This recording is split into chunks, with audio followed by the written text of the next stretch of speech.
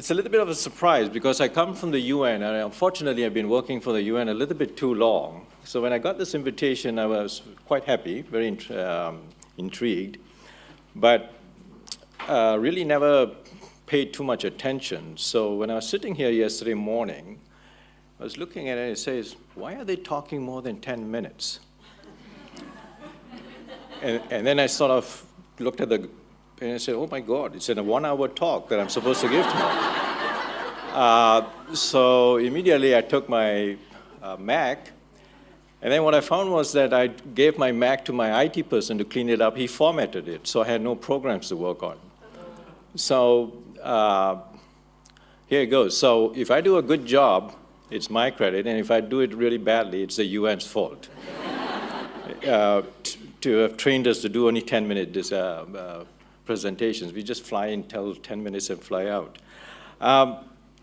So what I have here is a little bit of continuation from Jean and a little bit from yesterday's Professor Lynch's work. I'm going to be diving in, starting off from the macro level. And it was interesting when Jean talked about economists, she looked at me in that direction.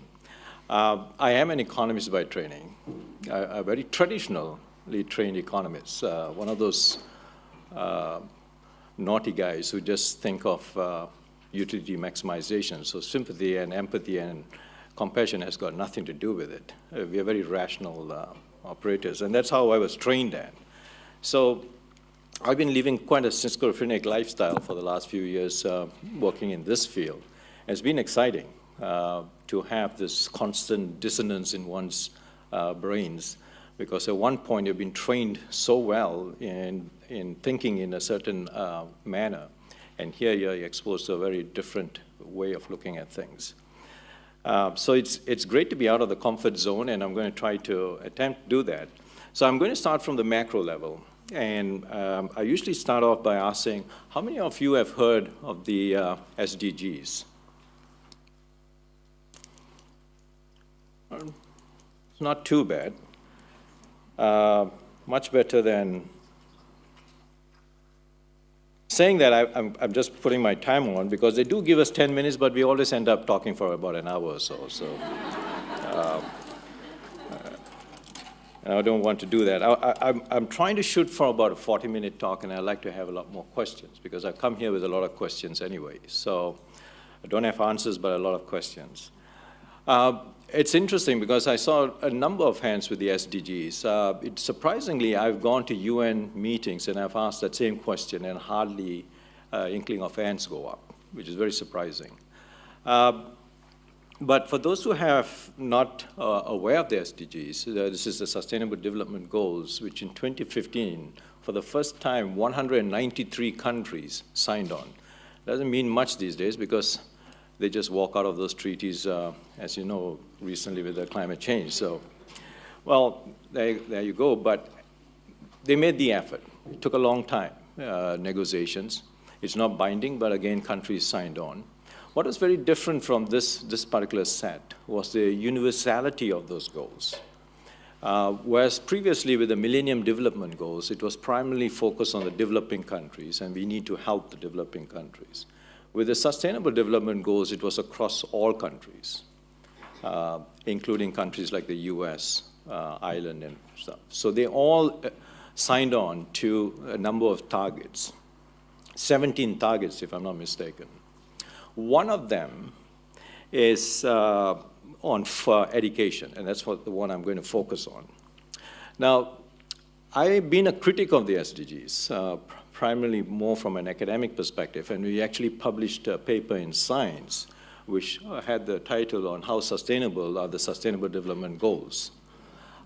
They forgot to analyze that, because together it's not an implicit assumption that all are going to be sustainable. But it provides a lot of opportunities for us to work across borders for the first time, to work across borders with the idea of that we are all in the same boat.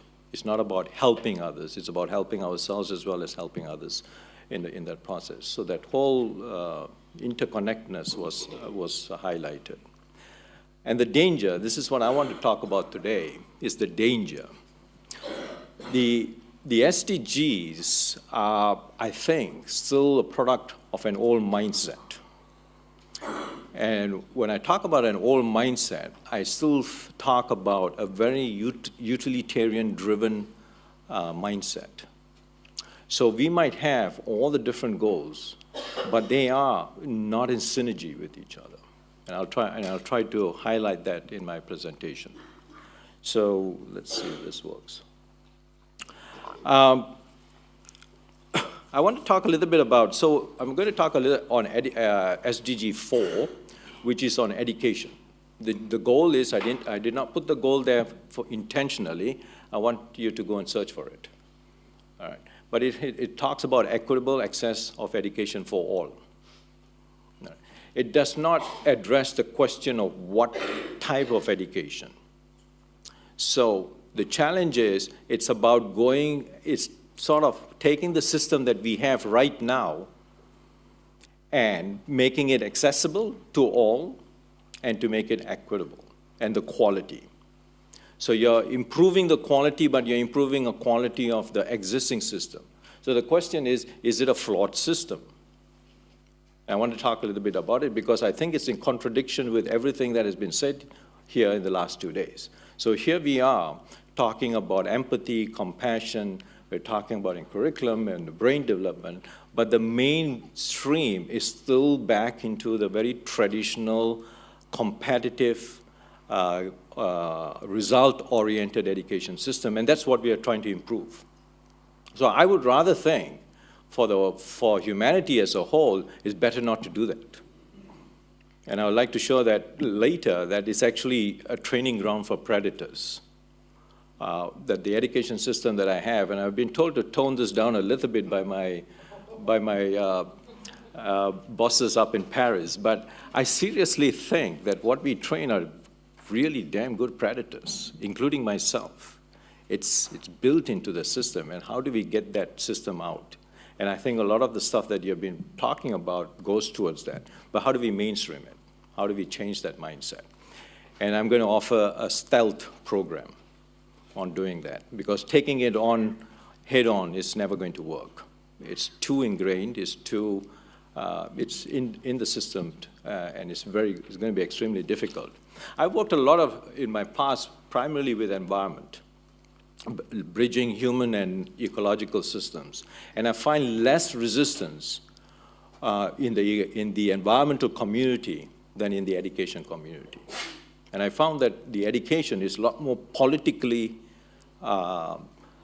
controlled, very more politically sensitive. The politicians guard that even a lot more than the environment. It was an interesting observation that I found. I want to share with you, and that's what I'm going to talk about a little bit about why our present system is a little bit problematic.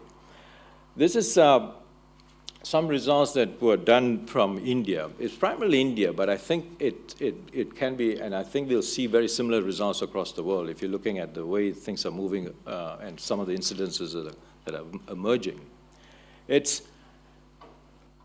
I really like this. I've never seen something like this.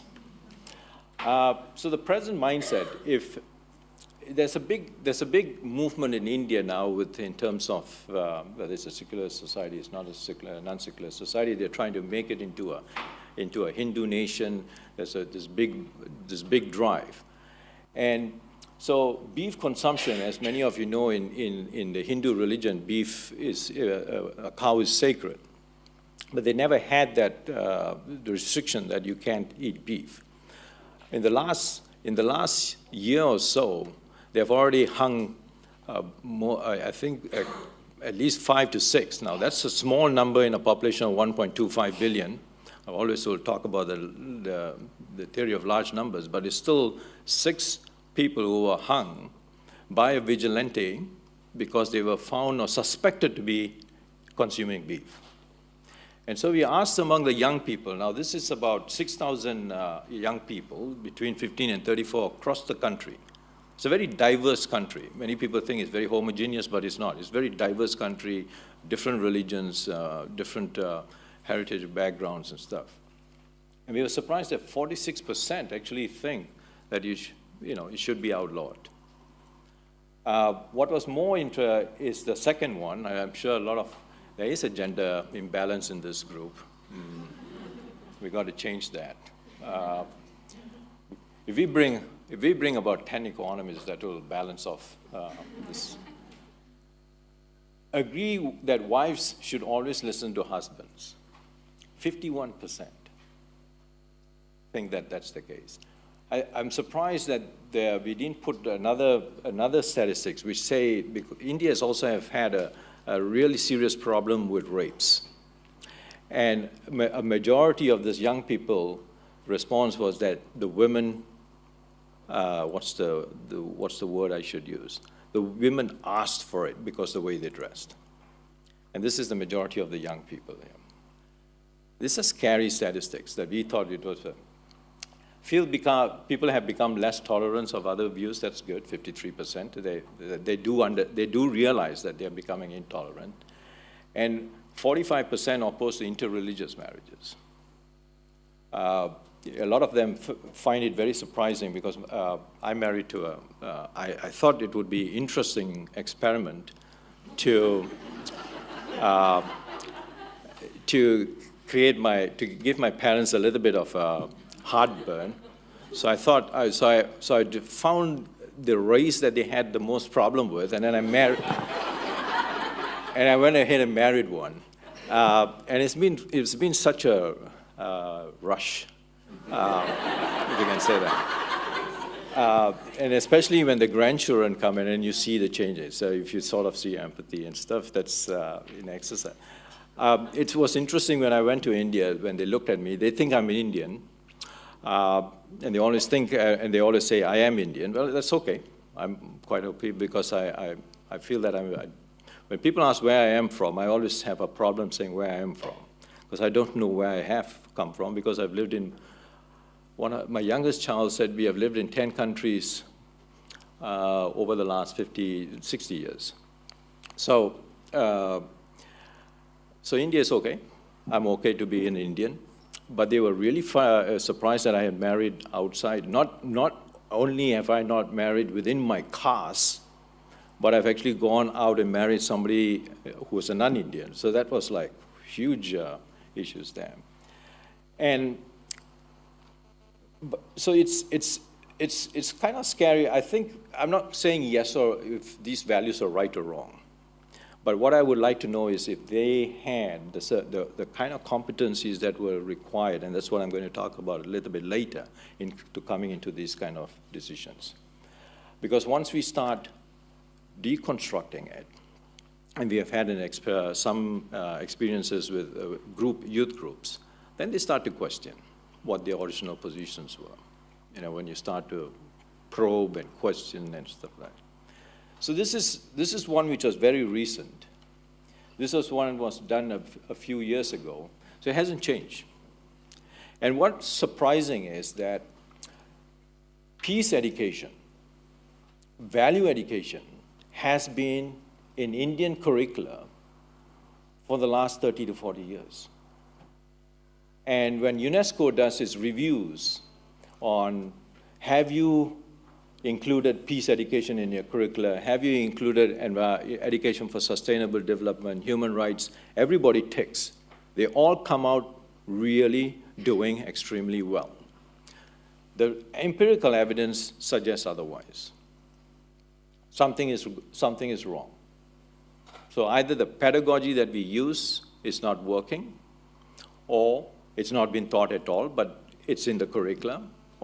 So something is wrong, because it says that we are doing it, and we are continuing along those lines. Because the most recent review that was done by UNESCO from its member states, everybody's doing really well on peace education and value education. And yet we see this when we do these survey results.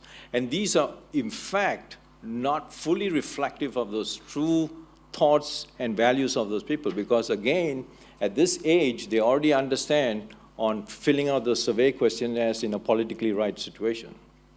So we are now using at the Institute games to do the assessments on values without the people realizing by playing the game, we're actually assessing them on their true insights of what they think about values in it. So, and those results, I think, are going to be much more frightening. They're still in the process. Now, this is what I say about the pedagogy. So we did a survey within the Institute. And the main thing is that peace education has not had an impact at all. It's surprisingly, the groups fell naturally. We didn't choose it. It just fell into that when we asked them, how many of you had exposure to peace education? Approximately 1/3. 1/3 had moderate exposure and 1/3 had no. This was just a lucky stroke that it just emerged from the survey. We didn't kind of control it to have 1/3, 1/3, 1/3. And when we had when they had the questionnaires about on values, how do you see the various things on citizenship, religious marriages and stuff, there was no difference between those who have had peace education and those who have not had peace education. So for us at UNESCO, that means the pedagogies that we are using right now are not the ones that we. And basically what it is that, it's a textbook which talks about what peace education is, what you should do and what we should not do. And we know this since biblical times. Thou shalt not, thou shalt. But it's not getting across. So this is why at the Institute we wanted to look at something a little bit more in terms of finding different approaches for peace education.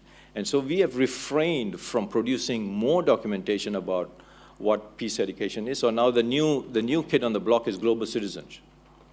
That's the new thing that UNESCO is now pushing. And so now they're going off to the schools and saying, I assume that this is not recorded and sent to UNESCO at some point. Anantha, we'll talk later. All right. So he's going to bribe me and blackmail me, rather. So, but again, what we're doing is we're going to the member states and saying, introduce global citizenship education into your curriculum. And it's another additional burden on schools, and they won't take it seriously. And what we see, it's never actually taught in schools, and if they do it, they do it at the peripherals. And especially in countries, especially in the Asian countries, where the focus, and if you add India and China, it's 2/3 or no, more than that. It's 2/3 of the global population, just a theory of large numbers. The focus is still on, and in fact, it's even grown over the years on STEAM. No, take away the A. The A has just been added for window shopping. The real focus is still on STEM, maths, science, engineering. That's where the main focus is. So if you bring in these type of additional curricula, it's going to be at the peripherals. It's not going to be tested, so it's never going to be taken seriously. So that particular approach just doesn't work. And so we found that the stuff that you guys are doing on empathy training, on compassion, mindfulness, are the ways that we could do, integrate it without asking for a new curriculum and without asking for new time. And in the process, show them how it can actually add value, what we economists call positive externalities. It's so much easier, those terms, than what neuroscientists use. There was one recently which really flabbergasted me, intrigued me, the right supramarginal gyrus. Like, why can't they come with something simpler? It's like, I'm taking Neuroscience 101. Unfortunately, they didn't have Neuroscience for Dummies yet. So I am forced to do 101, and it's interesting. It's the terms are interesting to look at. So these are some of the survey statements that came out from that survey. Some people in this world should have more opportunities than others. Well, it's a typical utilitarian system outcome. That's the way we teach in school. In times of insecurity, it is sometimes necessary to use force against others to maintain law and order. The typical approach now to the rising violent extremism, that's Martha Nussbaum wrote a very interesting book called Revolutionary Anger, Justice, something, in terms of arguing against punitive measures. And it is it does the opposite to what you really want to. And especially when we have been asked to work quite a bit on preventing violent extremism, working with ex-extremists, working with potential suspects that might be influenced by extremism. One of the suggestions that we are talking about is setting up what we call the MAC centers, Mindfulness, Empathy, Compassion Centers. But we found that that was also limiting, and I'll tell you a little bit why, with some of the latest results, that's also a little bit dangerous, and one has to be careful. And they ask for a more holistic approach. Fixed gender roles of men and women bring stability to society. So, women should do X, Y, and Z, and men should do, well, basically nothing. I think for men, the Lion Kingdom is great. You sleep, you protect, and then the women go out and hunt and bring back the food. It's a great system, So it's going to be a tough one to break, because the utilities from that system are so good for that one particular segment of society. So we'll need to show, it's going to be a tough act to change. I want to talk a little bit about the dichotomy here. Now, if you look at every government or every run-up to a election, what are the main things that people talk about? It's about employment, it's about material wealth, and then they reduce it all to GDP. For those, how many of you know what GDP stands for? Okay, better than SDGs. All right. I rest my case. So the gross domestic product, and it's much more focused on even in developing countries. That's what they write on their whole elections. I'm going to give you 7% GDP, and that will solve all your problems. Your well-being will improve. You will solve it. You're going to be in nirvana if you choose us, because we're going to give you 7% GDP. Now, the interesting thing is the chap who developed GDP warned, do not use this to evaluate human societal progress. The only thing this should be used is to evaluate how well you're using your scarce resources. But it has nothing to do with human well-being. So you can have very high growth of GDP and have, very low levels of well-being. But unfortunately, for the last 50 years, that correlation has been pretty good. But that correlation has not been great over the last 15 to 20 years. But still people are fixed onto that first correlation. Now, we've got some of the best economists who have come up, the ones that come to my mind, Amartya Sen and Joe Stiglitz, who wrote a great book called Mismeasuring Our Lives, and they really take an attack on GDP and say, why are politicians and why are the people so mesmerized by this particular indicator? It does not do anything.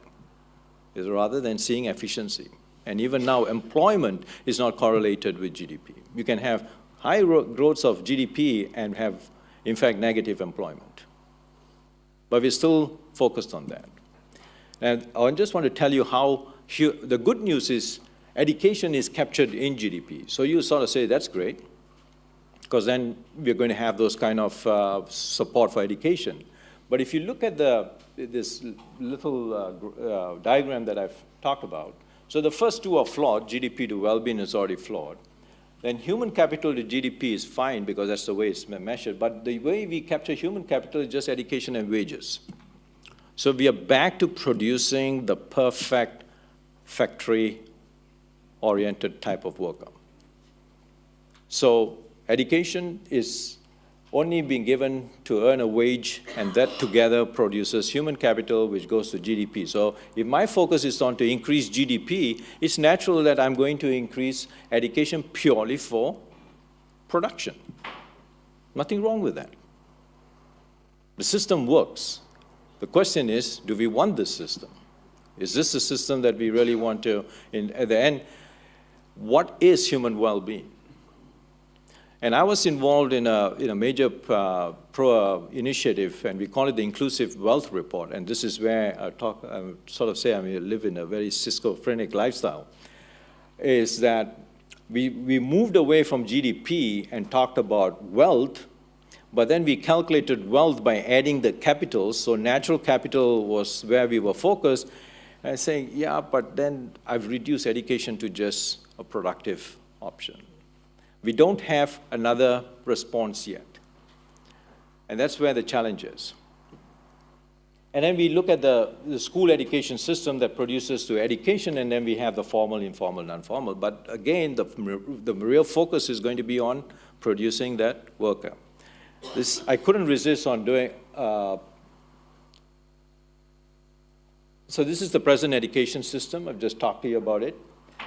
Gary Becker won a Nobel Prize. You want to get something really mainstream, get a Nobel Prize. Your whole thought will dictate policy. Same thing like Milton Friedman did. Unfortunately, Amartya Sen's work didn't. I wonder why. But anyway, so if you look at this, if you look at how he refers to the stock of knowledge, habits, social, and personality attributes, including creativity, embodied in the ability to perform labor so as to produce economic value. That's it. It's kind of scary, but that drives nearly every economic model, which basically goes towards a social model of every country in the world, except maybe Cuba. But every other country that we tracked follows this model. So the challenge to you guys here is, with your compassion, empathy, and mindfulness, how are you going to get into this system? So we are here with among the converted, but that particular group out there just won't buy this yet. This is where they are focusing on, to produce economic value. And they've dumped everything, including creativity. The only reason you do creativity is to produce economic value. The only thing about social and personality attributes is to produce economic value. That's a scary definition. And you want a Nobel Prize for that. I'm not disputing it. It's a brilliant theory. But the question we should ask is this the theory that we would like to dictate the way we live? So some of the key features of our present education system, Paulo Freire's banking-style education, it's still very predominant. It was interesting that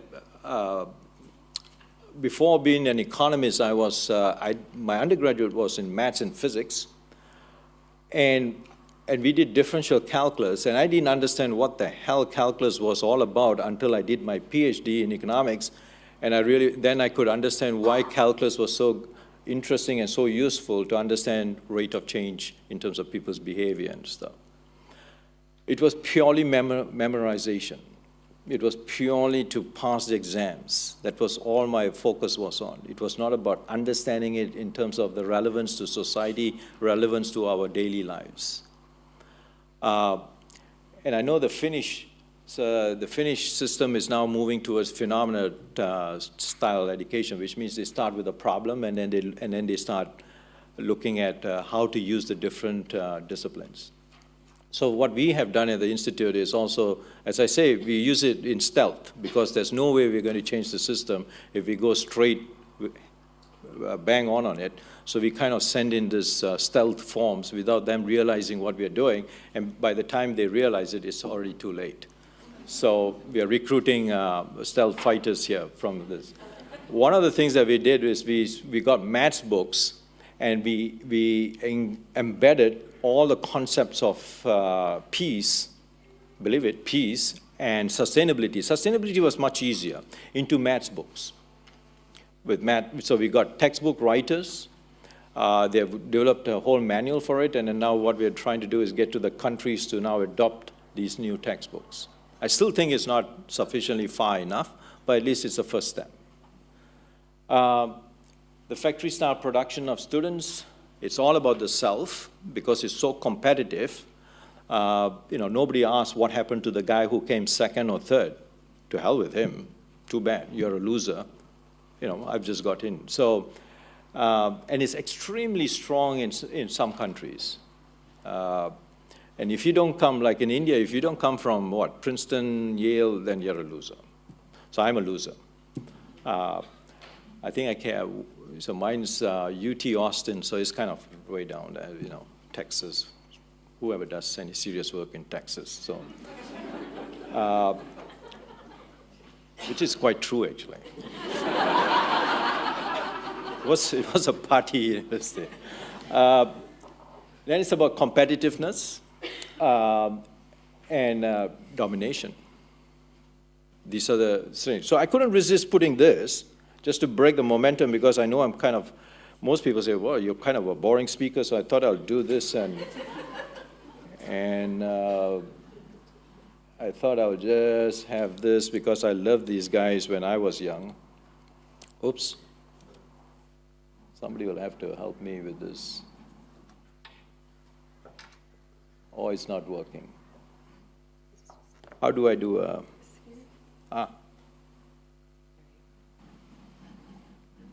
My objective was not to get Kate to come down. Because she's... Education.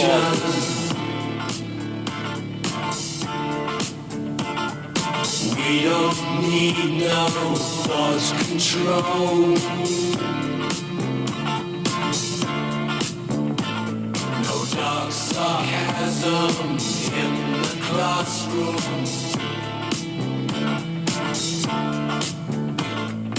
Teacher, leave them kids alone.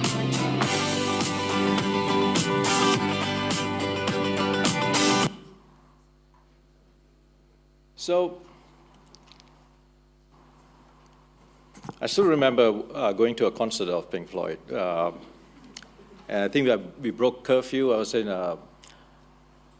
this crazy boarding school up in Norwich.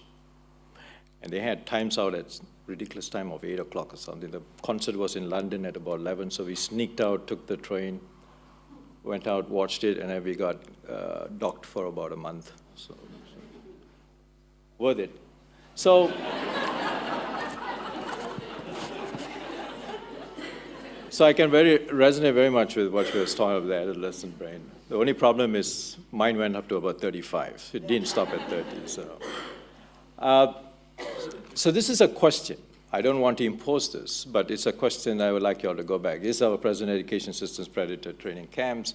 The reason I put it as a question is that I got pulled up by using the statement that it was a predator training program. So this is how we do it in the UN.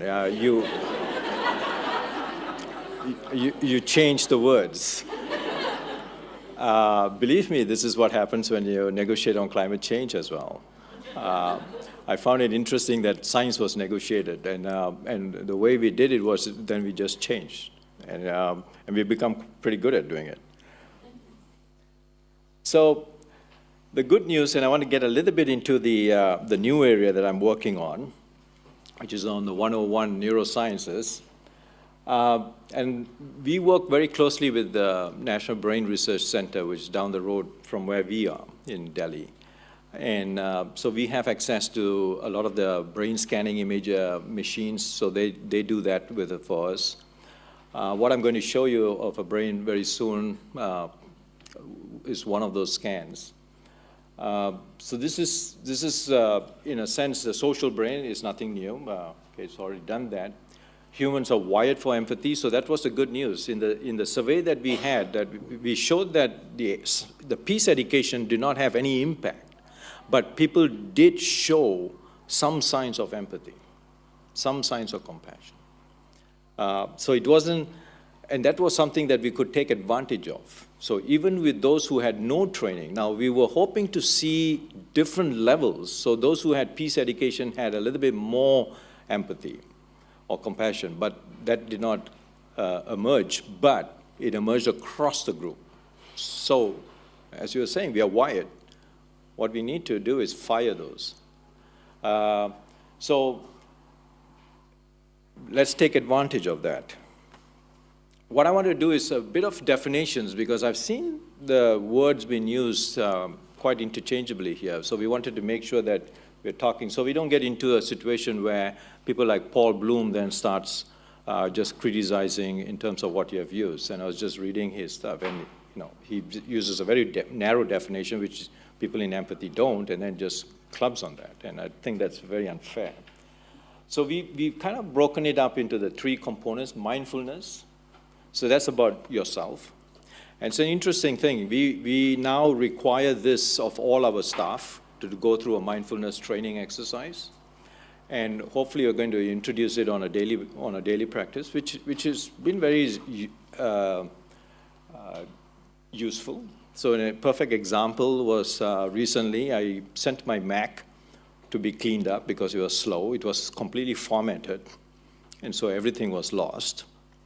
Thankfully, I work with the clouds, so all the main files were up in the clouds, but everything else was gone. I think 5 years ago, I would have fired the IT person on the spot. Now I kind of went through a mindfulness exercise and say, okay, what are my emotions right now? Anger, so I'm really angry, I'm frustrated. So I went through that particular exercise, and then went to the next level on the empathy of sort of saying, okay, what would I have done if I was in his position with where he is supposed to? So he's still working for us. And we are kind of sending him for a training sort of to improve the efficiency. You don't format the computer, you just do different things. But it's interesting how one changes. So then we talked about empathy, which is the capacity to understand and feel another person. And it's interesting how this has been clubbed with the notion of mirror neurons. And I'll talk a little bit about why we call Gandhi neurons from some of the work that's been done on the neurosciences.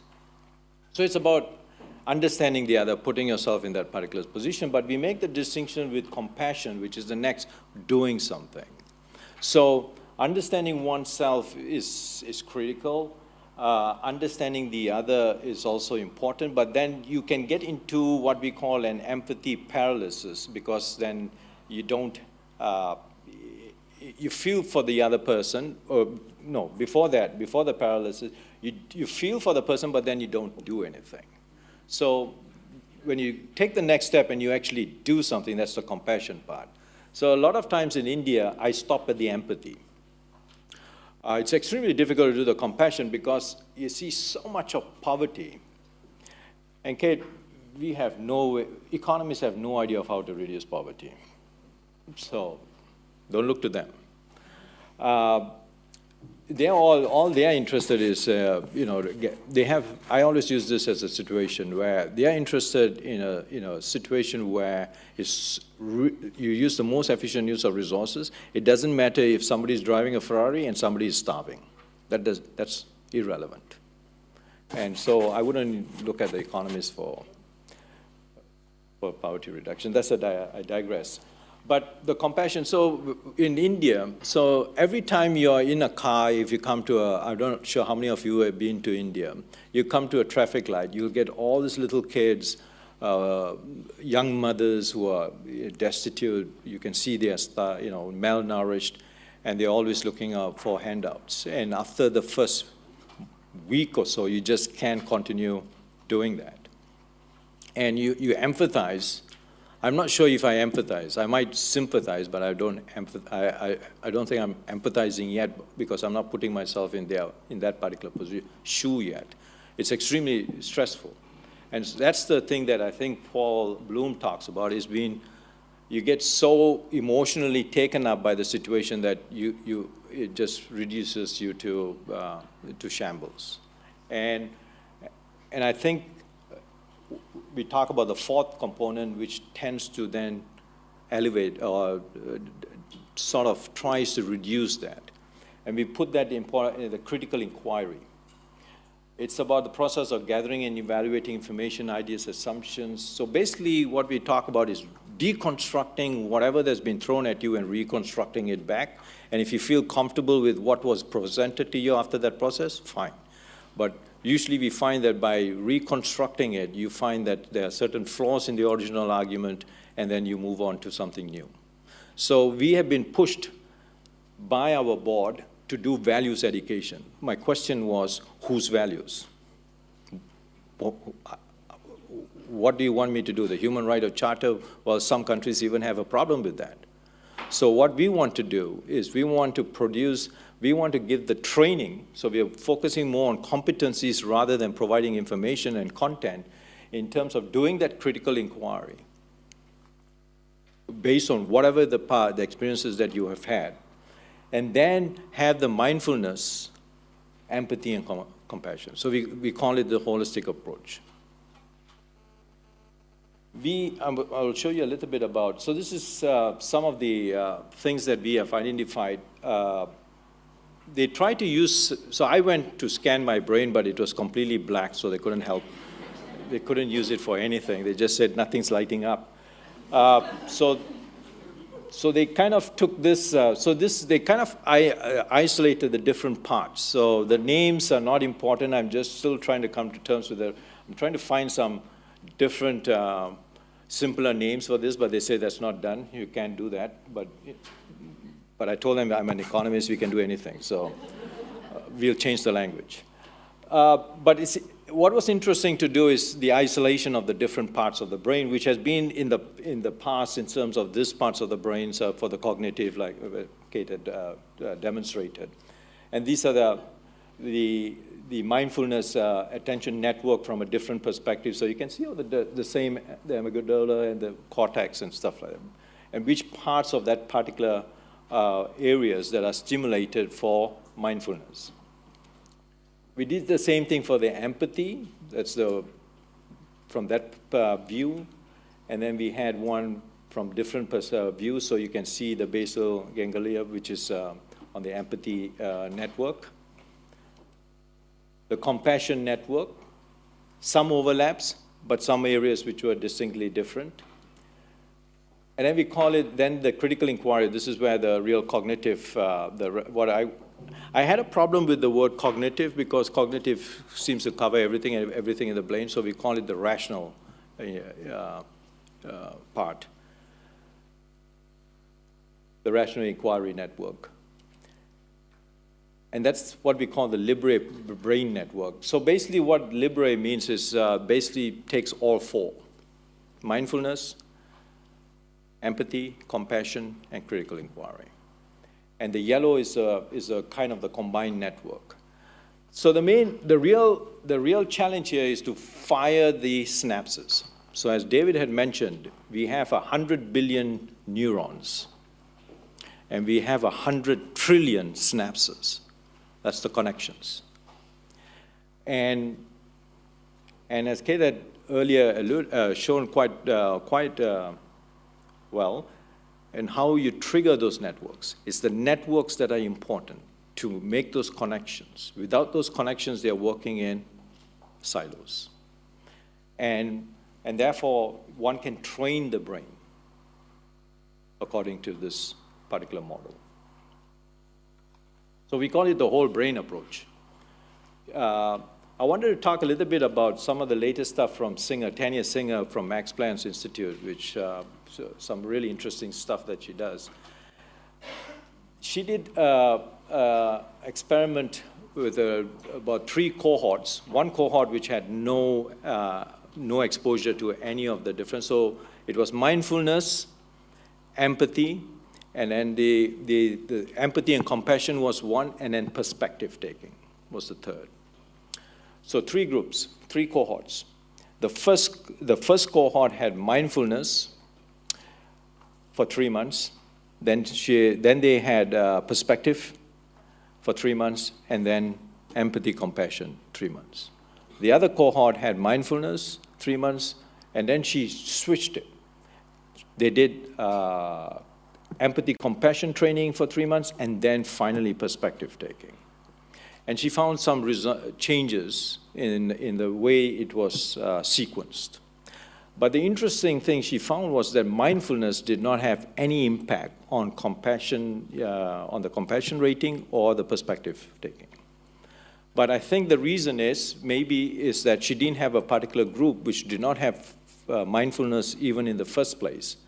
Then you should had a group of 3 months of just empathy, compassion, and perspective taking. Our reaction is that the mindfulness could have been a priming stage for the other two. Because if by our definition, mindfulness is about knowing oneself. It's about attention regulation. The empathy, compassion is about the emotion regulation part. And then the critical inquiry is the cognitive regulation. So the three regulations, like written in a recent book by Marilee Breswenick from San Diego State, who's a fellow at the Institute right now. It's interesting to look at the three types of regulations: the attention regulation, the cognitive regulation, and the emotional regulation. And those three are mapped onto the 4 areas that we work on, which is the cognitive, the critical inquiry for cognitive, the mindfulness, empathy, and compassion for the emotional and attention regulation. Now, do we have the research on our, we are just starting on a 3-year program, 24 schools in 12 countries across the world. And we are running this particular program on the issue of global citizenship, identity, violence, and violent extremism. All right. So I've been talking for more than 30, 40 minutes. Yeah. I told you that was a problem. Oh, that's it. No, I think I have something else. I have to do something, otherwise they will not. I will get a lot of problems from my group back in. I'm supposed to show you something. So the firing the Gandhi neurons, very quickly, V.C. Ramachandran from UC San Diego coined this word, primarily focusing on just mirror neurons. We think that's not sufficient. I think he just mentioned Gandhi neurons, but he hasn't written a paper on it. For us, Gandhi neurons is about creating those synapses which links all those different centers. And that's what we call firing the Gandhi neurons would be. And just not a mirror neuron, because if you get into a mirror neuron, you can get into also the negative that Paul Bloom talks about. You can have a mirror neuron where you see somebody kill somebody and you replicate the same thing. It could be, I don't know. But all we talk about is the positive aspects of mirror neurons. You see somebody cry, you see somebody cry. You tend to empathize and start to cry. Or you see somebody shaking hands and you feel that same reaction. I'm not sure if it works for the negative space as well. I don't have the answers, but it could. So our notion of firing Gandhi neurons goes in the terms of that whole synapses network is what we talk about. And the next, this is a promotional video that I'm supposed to show to you, otherwise I don't go back.